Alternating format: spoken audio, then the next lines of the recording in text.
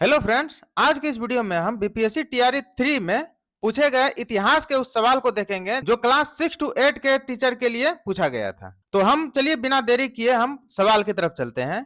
तो पहला सवाल है कि गदर आंदोलन एक क्रांतिकारी आंदोलन जिसका उद्देश्य भारत में ब्रिटिश शासन को उखाड़ फेंकना था, उसके नेता कौन थे? ए में दिया हुआ है करतार सिंह सराभा, बी में है लाला लाजपत राय, सी में दिया हुआ है भगत सिंह और डी में है उपयुक्त में से एक से अधिक और ई में है उपयुक्त में से कोई नहीं। तो देखिए गदर आंदोलन के विषय में पूछ रहा है कि गदर आंदोलन का नेता कौन था। तो गदर आंदोलन का नेता जो है वो करतार सिंह सराभा थे। ठीक है, तो इस तरह से इसका आंसर ए हो जाएगा। करतार सिंह सराभा जो है वो गदर आंदोलन के सक्रिय सदस्य रहे और इनका प्रमुख उद्देश्य था कि ब्रिटिश शासन से जो है भारत को आजाद कराना। नेक्स्ट क्वेश्चन में कह रहा है कि कौन सा समझौता भारत और चीन के बीच सीमा मुद्दों को हल करने में विफल रहा जिससे अंततः संघर्ष हुआ? ऑप्शन ए में है ताशकंद समझौता, बी में है शिमला समझौता, सी में है पंचशील समझौता और डी में है उपयुक्त में से एक से अधिक और ई में है उपयुक्त में से कोई नहीं। तो देखिए ताशकंद समझौता और शिमला समझौता जो है वो पाकिस्तान से संबंधित है। ठीक है, ये चीन से संबंधित नहीं है बल्कि ये पाकिस्तान से संबंधित है। और पंचशील जो है वो कोई युद्ध का समझौता नहीं था बल्कि एक सिद्धांत पर आधारित था, ना कि कोई सीमा समाधान या फिर कोई युद्ध विराम का एक समझौता था। ठीक है, तो इस तरह से ना ऑप्शन एक सही है, ना बी सही है, ना सी सही है। तो हमारा आंसर क्या हो जाएगा? ई। तो हमारा आंसर ई हो जाएगा, यानी उपयुक्त में से कोई नहीं। नेक्स्ट क्वेश्चन में कह रहा है कि गुप्त वाकाटक युग में तार्किक तर्क और बहस पर ध्यान केंद्रित करते हुए भारतीय दर्शन के किस महत्वपूर्ण स्कूल का विकास हुआ? ऑप्शन ए में है मीमांसा, बी में है वैशेषिक, सी में है न्याय दर्शन और डी में दिया हुआ उपयुक्त में से एक से अधिक और ई में है उपयुक्त में से कोई नहीं। तो देखिए गुप्त और वाकाटक युग में जो है जिस तार्किक शैली का विकास हुआ है वो न्याय दर्शन का विकास हुआ था। ठीक है, तो इस तरह से हमारा आंसर सी हो जाएगा। ये जो है गहरी तर्क, वितर्क, प्रमाण और बहस पर आधारित स्कूल थी जिसकी स्थापना गौतम ने किया था। ठीक है, अगर ये सवाल पूछा जाए कि न्याय दर्शन की स्थापना किसने किया, तो गौतम ने किया। नेक्स्ट क्वेश्चन में कह रहा है कि सविनय अवज्ञा आंदोलन के दौरान महात्मा गांधी के नेतृत्व में प्रसिद्ध दांडी मार्च ने लगभग दूरी तय, तो ये पूछ रहा है कि कितनी दूरी तय की थी। तो ऑप्शन ए में दिया हुआ 241 मील, बी में है 400 किलोमीटर, सी में है 200 किलोमीटर, डी में दिया उपयुक्त में से एक से अधिक, ई में है उपयुक्त में से कोई नहीं। तो देखिए दांडी मार्च के विषय में पूछ रहा है, तो दांडी मार्च जो है वो लगभग 388 किलोमीटर की यात्रा तय की थी। ठीक है, और ये लगभग जो है 241 मील होता है। तो इस तरह से इसका आंसर ए हो जाएगा। तो दांडी मार्च किसके लिए था? तो ये जो है ये एक नमक सत्याग्रह भी इसको कहते हैं, ये महात्मा गांधी के नेतृत्व में हुआ था। तो इसका शुरुआत कहां से हुआ था? तो इसका शुरुआत जो है महात्मा गांधी के अपने आश्रम यानी साबरमती से शुरू किया था। ठीक है, साबरमती से शुरू किया था और दांडी तक लेकर जाना था। ठीक है, तो इसके बीच की दूरी जो है वो 388 किलोमीटर है। और यह यदि कई बार ये भी सवाल पूछा जाता है कि दांडी मार्च कब शुरू हुआ था, तो शुरू हुआ था ये 12 मार्च 1930 को। ठीक है, और दांडी कब पहुंचा? तो दांडी पहुंचा 6 अप्रैल 1930 को। ठीक है, ये डेट याद रखिए कि 12 मार्च 1930 से शुरू हुआ और 6 अप्रैल 1930 को दांडी पहुंचा। नेक्स्ट क्वेश्चन में कह रहा है कि किस असीरियन राजा ने अपनी राजधानी निनवे में एक पुस्तकालय एकत्रित किया था? ऑप्शन ए में दिया हुआ है एसर हद्दोन, बी में दिया हुआ है सल्मनेसर तृतीय, सी में दिया हुआ है असुरबनिपाल और डी में दिया हुआ है उपयुक्त में से एक से अधिक और ई में उपयुक्त में से कोई नहीं। असीरियन राजा असुरबनिपाल जो है उन्होंने अपनी राजधानी निनवे में एक विशाल पुस्तकालय का निर्माण करवाया था। ठीक है, इसमें हजारों मिट्टी की पट्टियां थी जिसमें गिलगमेश महाकाव्य भी शामिल था। ठीक है, तो इस तरह से इसका आंसर सी हो जाएगा। नेक्स्ट क्वेश्चन में कह रहा है कि वियतनामी राष्ट्रवादी इतिहास में 1930 में येन बाई विद्रोह का क्या महत्व था? ऑप्शन ए में दिया हुआ इसके परिणाम स्वरूप कई राष्ट्रवादी नेताओं को फांसी दे दी गई थी, बी में दिया हुआ इसने फ्रांसीसी औपनिवेशिक शासन के खिलाफ सशस्त्र प्रतिरोध की शुरुआत को चिन्हित किया और सी में दिया हुआ इसने वियत मिन्ह का स्थापना की और डी में दिया हुआ उपयुक्त में से एक से अधिक और ई में उपयुक्त में से कोई नहीं। तो देखिए येन बाई विद्रोह जो 1930 में हुआ था उसने जो है फ्रांसीसी औपनिवेशिक शासन के खिलाफ सशस्त्र विद्रोह प्रतिरोध का शुरुआती चिन्ह शुरुआत कर दिया था। ठीक है, तो इस तरह से इसका आंसर बी हो जाएगा। अब देखिए इसके विषय में थोड़ा समझ लेते हैं। तो येन बाई विद्रोह जो है वो वियतनाम नेशनल पार्टी के द्वारा शुरू किया गया था। हालांकि इसके विषय में कहा जाता है कि इस विद्रोह को दबा दिया गया था, लेकिन यह एक महत्वपूर्ण मोड़ था। इन्होंने जो है वियतनाम में एक क्रांतिकारी पैदा किया और जो है उपनिवेशिक शासन के खिलाफ सशस्त्र प्रतिरोध की शुरुआत कर दी थी। नेक्स्ट क्वेश्चन में कह रहा है कि Tata iron and steel company यानी टिस्को की स्थापना किस वर्ष हुई?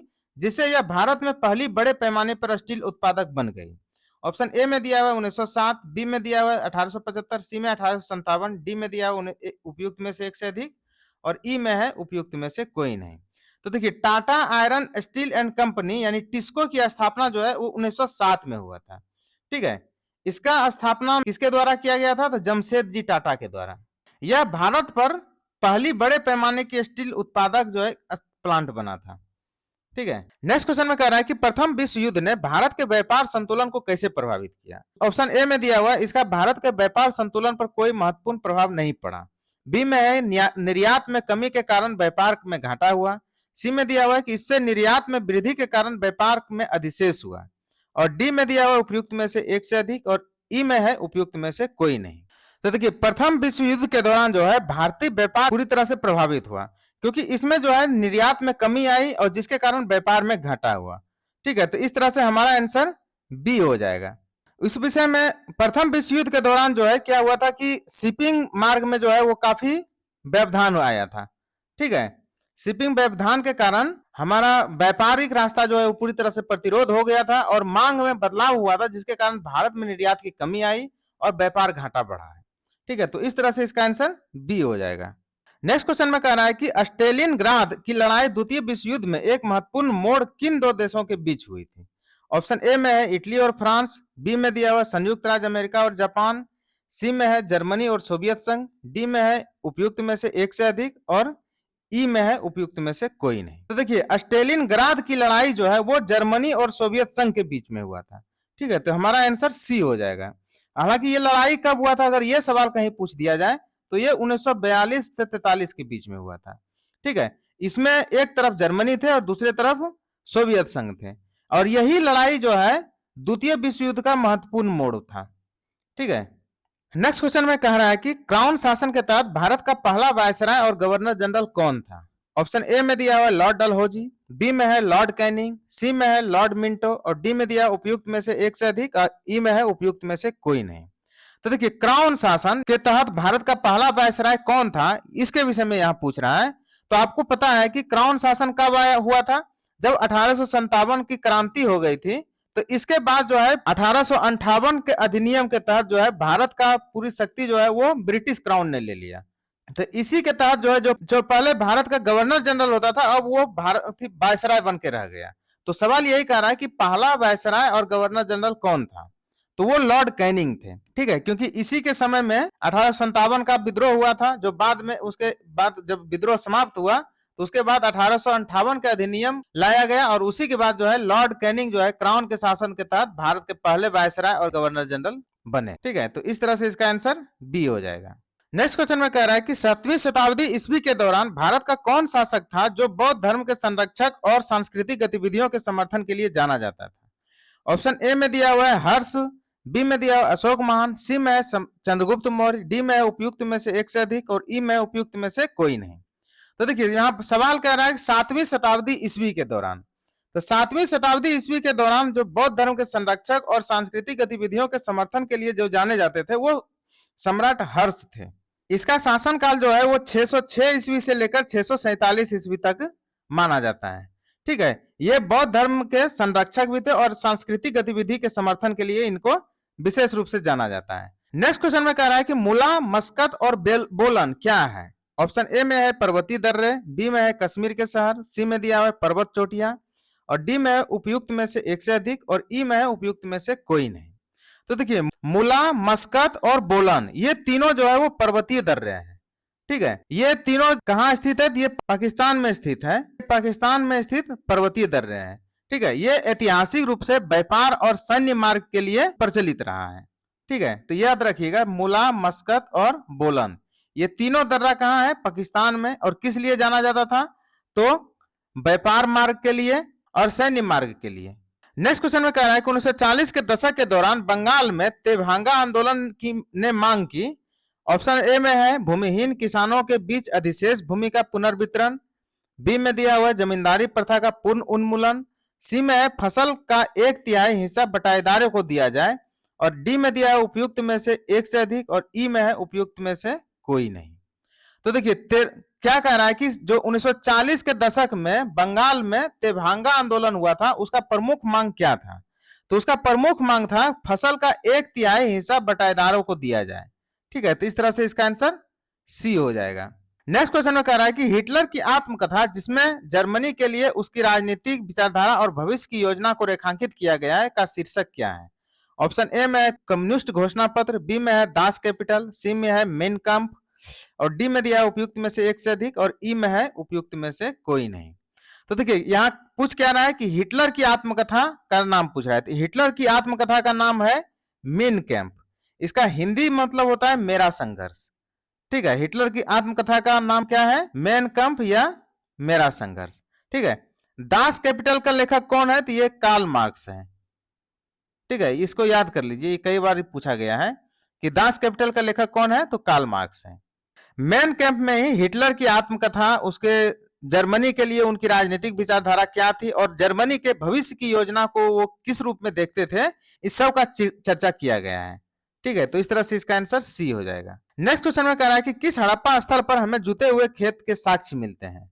ऑप्शन ए में है लोथल, बी में है कालीबंगा, सी में है बनवाली और डी में है उपयुक्त में से एक से अधिक और ई में है उपयुक्त में से कोई नहीं। तो यहाँ क्या कह रहा है कि खेत के साक्ष्य कहाँ मिले थे, यानी जुते हुए खेत का साक्ष्य कहाँ मिले थे? तो वो मिला था हमें बनवाली में। ठीक है, बनवाली में हमें कृषि का भी साक्ष्य मिलता है। ठीक है, और खेती का मतलब चूंकि वहां पर ये भी कई बार ये भी सवाल पूछा जाता है कि कृषि का साक्ष्य कहाँ मिला, तो वो बनवाली में मिला था। यहीं पर हमें जुते हुए खेत का साक्ष्य मिलता है, जिससे पता चलता है कि यहाँ पर हल चला करके लोग खेती करते थे। ठीक है, तो बनवाली है कहाँ, तो वो हरियाणा में है। अब देखिए ऑप्शन ए में दिया हुआ है लोथल। लोथल जो है वो हड़प्पा स्थल का महत्वपूर्ण बंदरगाह था, तो ये गुजरात में स्थित है। कालीबंगा भी जो है वो हड़प्पाई स्थल है और वो राजस्थान में स्थित है, ये चीज याद कर लीजिए। नेक्स्ट क्वेश्चन में कह रहा है कि उन्हें पंजाब में 1816 में फुल्का विद्रोह का नेतृत्व किसने किया था? ऑप्शन ए में दिया हुआ है खड़क सिंह, बी में है बंदा सिंह बहादुर, सी में है भगत सिंह और डी में है उपयुक्त में से एक से अधिक और ई में है उपयुक्त में से कोई नहीं। तो देखिए फुल्का विद्रोह के बारे में पूछ रहा है, तो ये कहाँ हुआ था? पंजाब में। और कब हुआ था? 1816 में। ये तीनों चीज याद कर लीजिए। फुल्का विद्रोह पंजाब में हुआ था 1816 में। अब यहाँ सवाल कह रहा है कि इसका नेतृत्व किसने किया? तो इसका नेतृत्व किया था बंदा सिंह बहादुर ने। ठीक है, तो इसका आंसर बी हो जाएगा। नेक्स्ट क्वेश्चन में कह रहा है कि वर्नाक्यूलर प्रेस एक्ट ने भारतीय भाषाई समाचार पत्रों की स्वतंत्रता पर गंभीर प्रतिबंध लगा दिया। यह किस वर्ष पारित किया गया था? ऑप्शन ए में है 1885, बी में है 1878, सी में है 1880, डी में है उपयुक्त में से एक से अधिक और ई में है उपयुक्त में से कोई नहीं। तो देखिए वर्नाक्यूलर प्रेस एक्ट जो है ये 1878 में लागू किया गया था। ठीक है, तो इस तरह से इसका आंसर बी हो जाएगा। और इस समय भारत में शासन कौन कर रहे थे? तो लॉर्ड लिटन कर रहे थे। ठीक है, लॉर्ड लिटन का शासन भारत में चल रहा था। यदि ये सवाल पूछा जाए कि किस गवर्नर जनरल के समय वर्नाक्यूलर प्रेस एक्ट लाया गया था, तो लॉर्ड लिटन के समय में लाया गया था। ठीक है, और इसने जो है भारतीय भाषाई समाचार पत्र, जो भारत के भाषा का समाचार पत्र था, उस पर जो है गंभीर रूप से प्रतिबंध लगा दिया गया। ठीक है, नेक्स्ट क्वेश्चन में कह रहा है कि मंगोल साम्राज्य के संदर्भ में यम क्या था? ऑप्शन ए में है कुरियर प्रणाली, बी में है भोजन भंडारण की तकनीक, सी में है कानून संहिता और डी में दिया उपयुक्त में से एक से अधिक और ई में है उपयुक्त में से कोई नहीं। तो देखिए मंगोल साम्राज्य के दौरान जो है यम शब्द का प्रयोग किया जाता था कुरियर प्रणाली के लिए। ठीक है, यानी कोई चीज जब एक जगह से दूसरे जगह भेजा जाए, यानी जिसको आज के भाषा में डाक प्रणाली भी कहते हैं, तो डाक प्रणाली भी इसको समझ सकते हैं। तो उस मंगोल राज्य में जो है इसको डाक प्रणाली को क्या कहा जाता था? तो यम कहा जाता था। ठीक है, इसका प्रयोग जो है साम्राज्य में तीव्र संचार के लिए जो है करते थे। नेक्स्ट क्वेश्चन में कह रहा है कि राष्ट्र संघ की स्थापना किस संधि के परिणाम स्वरूप हुआ है? तो ऑप्शन ए में है ट्रायोन की संधि, बी में है ब्रेस्ट लिटोवस्क की संधि और सी में दिया हुआ है वार्साई की संधि और डी में है उपयुक्त में से एक से अधिक और ई में है उपयुक्त में से कोई नहीं। तो देखिए राष्ट्र संघ की स्थापना जो है वो वार्साई की संधि के परिणाम स्वरूप हुआ था, क्योंकि वार्साई की संधि के बारे में कहा जाता है कि इसने जो है द्वितीय विश्व युद्ध का नींव रख दिया था। इसी से जो है मतलब विश्व शांति स्थापना के लिए राष्ट्र संघ की स्थापना किया गया था। अगर यह सवाल पूछा जाए कि वार्साई की संधि कब हुई थी, तो वार्साई की संधि हुई थी 1919 में। आपको बता दें कि प्रथम विश्व युद्ध जो हुआ था, प्रथम विश्व युद्ध हुआ था 1914 में शुरू हुआ था और 1918 में समाप्त हुआ था। ठीक है, लेकिन उस युद्ध का सारा खर्चा किस पर डाल दिया था? जर्मनी पर। इसी को जो है वार्साई की संधि कहा गया था। जर्मनी पर जो है मुख्य रूप से डाल दिया गया था। तो इसी वार्साई की संधि के बारे में कहा जाता है कि इसी संधि ने द्वितीय विश्व युद्ध का नींव रख दिया था। ठीक है, तो इसी से निजात पाने के लिए लास्ट में जो है संयुक्त राष्ट्र संघ की स्थापना करना पड़ा। नेक्स्ट क्वेश्चन में कह रहा है कि इटली एकीकरण के जनक के रूप में किसे जाना जाता है? ऑप्शन ए में दिया हुआ है ग्यूसेफ मेजनी, बी में है ग्यूसेफ गैरीबाल्टी, सी में है ओटो वन बिस्मार्क और डी में दिया हुआ है उपयुक्त में से एक से अधिक और ई में है उपयुक्त में से कोई नहीं। तो देखिए यहाँ सवाल क्या कह रहा है कि इटली का एकीकरण का जनक किसे कहा जाता है? तो इटली का एकीकरण का जनक जो है वो ग्यूसेफ मेजनी को कहा जाता है।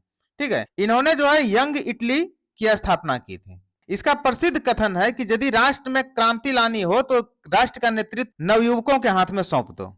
तो और इटली के एकीकरण में जो है इसका बहुत ही महत्वपूर्ण योगदान रहा था, जिसके कारण जो है इटली एकीकरण का जनक के रूप में इसे याद किया जाता है। तो आप इस चीज को याद रखिए कि यंग इटली की स्थापना किसने किया था? तो ग्यूसेफ मेजिनी ने किया था। नेक्स्ट क्वेश्चन में कह रहा है कि एएसआई के पहले निदेशक कौन थे?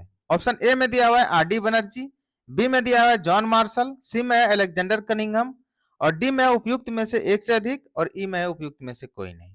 तो देखिए अलेक्जेंडर कनिंघम जो है वो पहला एएसआई का निदेशक। ठीक है, अब देखिए एएसआई का मतलब क्या होता है? एएसआई का मतलब होता है भारतीय पुरातत्व सर्वेक्षण।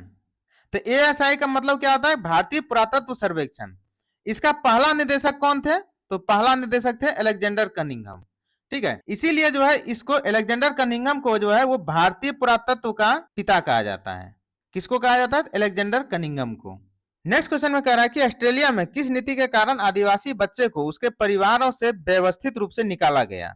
ऑप्शन ए में है मूल शीर्षक अधिनियम, बी में है आत्मसात नीति, सी में है श्वेत ऑस्ट्रेलिया नीति और डी में दिया हुआ है उपयुक्त में से एक से अधिक और ई में है उपयुक्त में से कोई नहीं।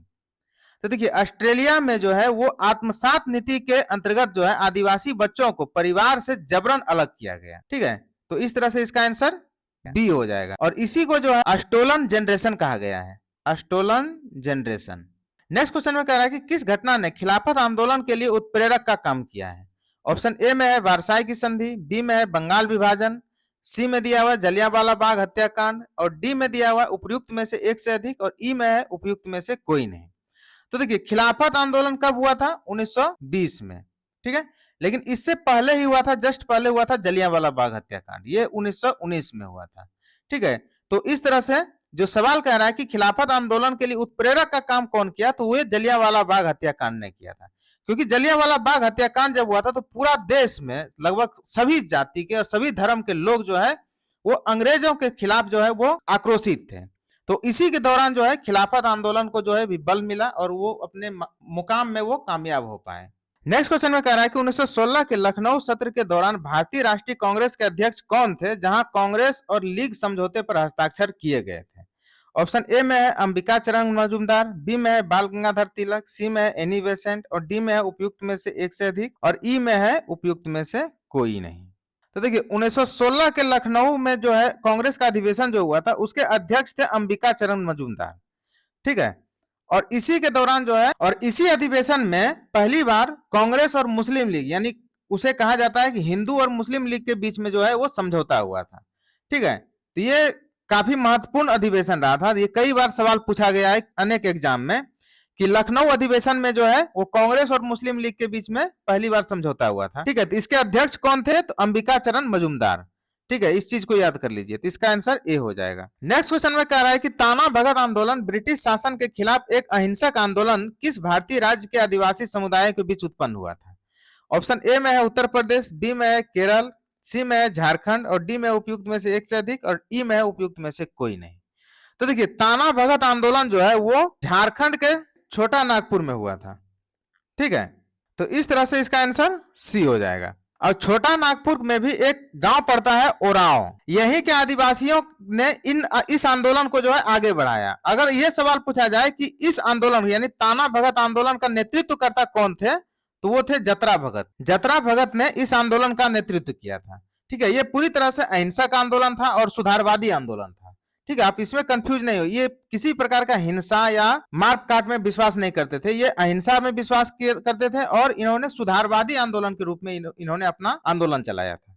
ठीक है, नेक्स्ट क्वेश्चन में कह रहा है कि 1901 में दादा भाई नौरोजी की पुस्तक poverty and un British rule in India के प्रकाशन में सहायक भूमिका निभाई गई थी। ऑप्शन ए में है जाति व्यवस्था के उन्मूलन की वकालत करना, बी में है ब्रिटिश उपनिवेशवाद द्वारा भारत के आर्थिक शोषण पर प्रकाश डालना, सी में है मुसलमानों के लिए अलग निर्वाचन क्षेत्र के विचार का प्रचार करना, डी में दिया उपयुक्त में से एक से अधिक और ई में उपयुक्त में से कोई नहीं।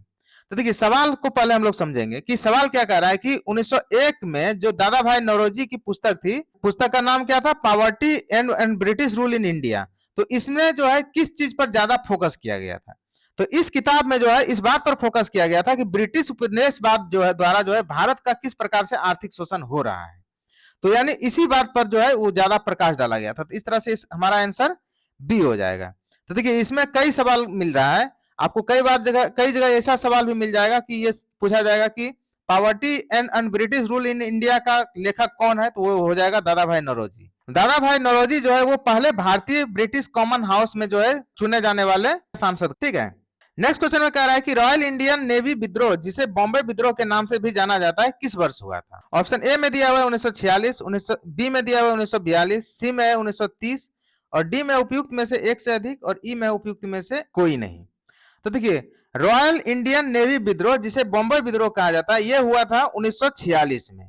ठीक है, तो इस तरह से हमारा आंसर ए हो जाएगा। यह जो है ब्रिटिश शासनकाल के दौरान नौसैनिकों के द्वारा एक महत्वपूर्ण विद्रोह था। नेक्स्ट क्वेश्चन में कह रहा है कि औपनिवेशिक काल के दौरान रेलवे का भारतीय उद्योग पर क्या प्रभाव पड़ा।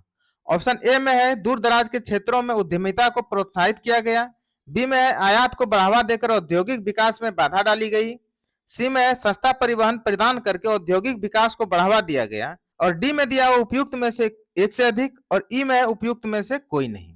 तो देखिए तो रेलवे के विकास के बाद जो है भारतीय उद्योग पर क्या प्रभाव पड़ा ये पूछ रहा है सवाल। तो भारतीय उद्योग पर जो है वो बाधा आया था क्योंकि आयात को बढ़ावा देकर उन्होंने औद्योगिक विकास में भारतीय औद्योगिक विकास में बाधा डाला था। तो हमारा बी आंसर सही हो जाएगा क्योंकि रेलवे के विकास के बाद जो है ब्रिटिश वस्तुओं को आयात बढ़ा और वो जो है एक जगह से दूसरे जगह ले जाने में सुगमता हुआ जिसके कारण भारतीय उद्योगों पर बुरा प्रभाव पड़ा। नेक्स्ट क्वेश्चन में कह रहा है कि प्रथम विश्व युद्ध के दौरान किस ब्रिटिश नीति का उद्देश्य भारत में असहमति को दबाना और नागरिक स्वतंत्रता को कम करना था। ऑप्शन ए में दिया हुआ है साइमन कमीशन, बी में है भारत सरकार अधिनियम, सी में दिया हुआ है रॉलेट एक्ट, डी में है उपयुक्त में से एक से अधिक और ई में है उपयुक्त में से कोई नहीं। तो देखिए सवाल क्या कह रहा है कि किस नीति का उद्देश्य था कि भारत में असहमति को दबाना और नागरिक स्वतंत्रता को कम करना, तो वो था हमारा रॉलेट एक्ट। ठीक है, रॉलेट एक्ट कब आया था 1919 में। ठीक है, इसी के विद्रोह में जो लोग मैदान में सभा कर रहे थे तो उसी सभा में जो है जनरल डायल ने गोलियां चलाना शुरू कर दी जिसे हम लोग जलियांवाला बाग हत्याकांड के नाम से जानते हैं। तो रॉलेट एक्ट का उद्देश्य क्या था, तो रॉलेट एक्ट का उद्देश्य यही था कि भारत में जो ब्रिटिश नीति के खिलाफ कोई जो आवाज उठा रहे थे उनको ज्यादा से ज्यादा दबाना और भारतीय नागरिकों की स्वतंत्रता को कम करना।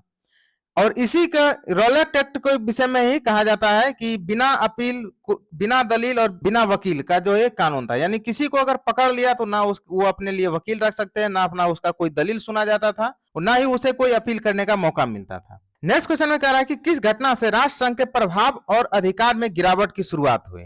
ऑप्शन ए में दिया है द्वितीय विश्व युद्ध का प्रकोप, बी में है एबिसिनिया पर इतावली आक्रमण, सी में दिया हुआ जापान द्वारा मंचूरिया पर आक्रमण, डी में दिया है उपयुक्त में से एक से अधिक और ई में दिया हुआ है उपयुक्त में से कोई नहीं। तो देखिए सवाल क्या कह रहा है कि किस घटना के बाद संयुक्त राष्ट्र संघ का प्रभाव और अधिकार में गिरावट की शुरुआत हो गए थे, तो वो था जापान द्वारा जब मंचूरिया पर आक्रमण कर लिया गया तो उसके बाद से जो है संयुक्त राष्ट्र का अधिकार और उसका जो है ये छवि था वो धीरे धीरे गिरते चला गया क्योंकि उस कंडीशन में भी संयुक्त राष्ट्र संघ जो है वो मौन रहा और पूरी तरह से जो कमजोर पक्ष थे उसके पक्ष में खड़ा नहीं दिखाई दिया।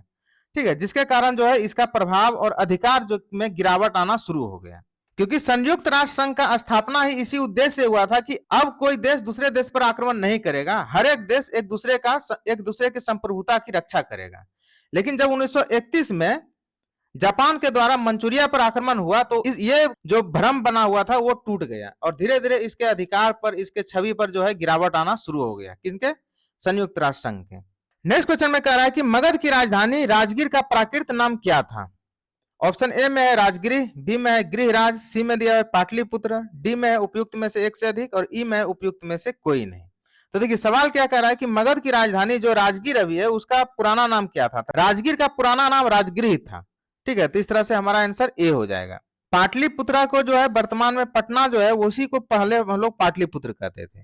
ठीक है, तो लेकिन यहाँ सवाल कह रहा है कि राजगीर का प्राकृत नाम क्या था? तो राजगीर का प्राकृत नाम राजगृह था। नेक्स्ट क्वेश्चन में कह रहा है कि 1878 में द हिंदू अखबार की स्थापना किसने की जो भारतीय राष्ट्रीय आंदोलन के दौरान जनमत को आकार देने में प्रभावशाली रहा? ऑप्शन ए में है वीर राघवाचार्य, बी में दिया हुआ जी सुब्रमण्यम अय्यर, सी में है महात्मा गांधी और डी में दिया हुआ उपयुक्त में से एक से अधिक और ई में है उपयुक्त में से कोई नहीं। तो देखिए द हिंदू अखबार की स्थापना कब हुआ था? तो 1878 में।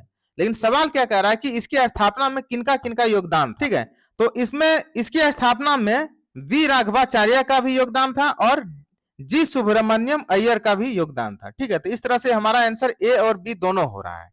तो इस प्रकार हमारा आंसर हो जाएगा डी, यानी उपयुक्त में से एक से अधिक। नेक्स्ट क्वेश्चन में कह रहा है कि 1776 में थॉमस पेन द्वारा किस प्रभावशाली पैम्फलेट के प्रकाशन ने अमेरिकी उपनिवेशवादियों के बीच स्वतंत्रता के लिए समर्थन जुटाने में मदद की? ऑप्शन ए में दिया हुआ स्वतंत्रता की घोषणा, बी में है द फेदर लिस्ट पेपर्स, सी में दिया हुआ है सामान्य ज्ञान और डी में है उपयुक्त में से एक से अधिक और ई में उपयुक्त में से कोई नहीं। तो देखिए थॉमस पेन के द्वारा जो 1776 में एक पैम्पलेट जारी किया गया था उसका नाम था सामान्य ज्ञान। अब देखिए कई लोग कंफ्यूज कर जाइएगा सामान्य ज्ञान, तो सामान्य ज्ञान इसको यहाँ पर हिंदी करके लिखा गया है।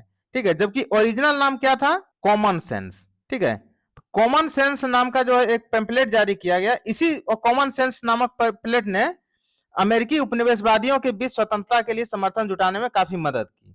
लेकिन यहाँ पर क्या किया गया है कि कॉमन सेंस को हिंदी करके सामान्य ज्ञान लिख दिया है। ठीक है, तो इस तरह से यहाँ हम लोग कंफ्यूज नहीं करना है, तो इस प्रकार इसका आंसर सी हो जाएगा। नेक्स्ट क्वेश्चन में कह रहा है कि यूरोप में 1848 की क्रांति मुख्यतः निम्न मांगों से प्रेरित थी। ऑप्शन ए में दिया है धार्मिक स्वतंत्रता और सहिष्णुता, बी में है आर्थिक समानता और समाजवाद, सी में है राजनीतिक सुधार और लोकतंत्र, डी में उपयुक्त में से एक से अधिक और ई में है उपयुक्त में से कोई नहीं। तो देखिए यूरोप में जो 1848 में क्रांति हुई थी उसकी प्रमुख मांग क्या थी और प्रमुख किस मांग से वो प्रेरित थी, यही सवाल यहाँ कह रहा है। तो वो डिमांड मुख्य रूप से जो था उस वक्त का, तो वो था राजनीतिक सुधार और लोकतांत्रिक व्यवस्था का स्थापना होना चाहिए। 1848 की यूरोपीय क्रांति जो है वो मुख्य रूप से राजनीतिक सुधारों, संविधान, लोकतंत्र और राष्ट्रीय एकता की मांग से प्रेरित, इसीलिए इस क्रांति को लोगों का बसंत भी कहा जाता है। नेक्स्ट क्वेश्चन में कह रहा है कि 1904 में रेवोल्यूशनरी सोसाइटी की स्थापना किसने की जिसका उद्देश्य ब्रिटिश शासन के विरुद्ध सशस्त्र क्रांति करना था? ऑप्शन ए में है लाला हरदयाल, बी में है विनायक दामोदर सावरकर, सी में है बिपिन चंद्र पाल और डी में है उपयुक्त में से एक से अधिक और ई में है उपयुक्त में से कोई नहीं। 1904 में जो रिवोल्यूशनरी सोसाइटी की स्थापना किया था उसको किए थे विनायक दामोदर सावरकर, इसी को शॉर्ट फॉर्म में वीडी सावरकर भी हम लोग कहते हैं। ठीक है, रेवोल्यूशनरी सोसाइटी क्या था? तो बीडी सावरकर ने 1904 में अभिनव भारत की स्थापना की थी। अभिनव भारत की स्थापना 1904 में किया था, किसने किया था? बीडी सावरकर ने।